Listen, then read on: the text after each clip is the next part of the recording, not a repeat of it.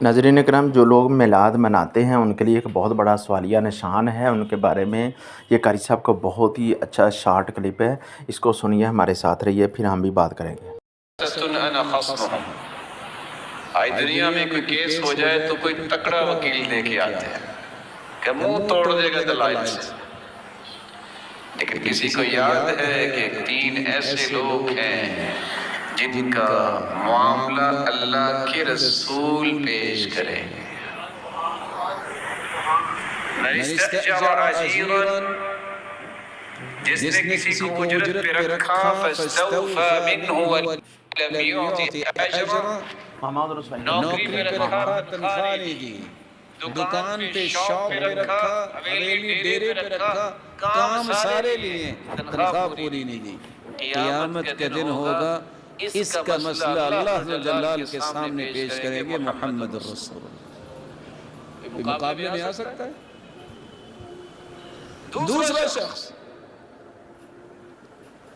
جس کے بارے میں اللہ کے رسول نے فرمایا رجل اعطابی ثم غدر، ایک بندہ نام بھی اسلام کا لیتا ہے، میں اللہ کے رسول کا بڑا متبع ہوں، پھر وہ غداری کرے۔ مومن غدار نہیں ہوتا، مومن غدار نہیں ہوتا۔ ایسے شخص کا بھی معاملہ اللہ کے سامنے اللہ کے رسول پیش کرے۔ اور تیسرا شخص وَرَجُلٌ بَاعَ حُرًّا فَأَكَلَ ثَمَنَهُ، غلاموں کو تو بیچا جاتا تھا، اللہ کے رسول نے فرمایا جس نے کسی آزاد بندے کو بیچ دیا اور اس کی قیمت کھا لی، اس کا کیس بھی اللہ کے رسول پیش کرے گا۔ آئی غور کر لیں کتنے لوگوں نے کتنے مسلمانوں کو بیچا، ذرا سوچئے کیا بنے گا۔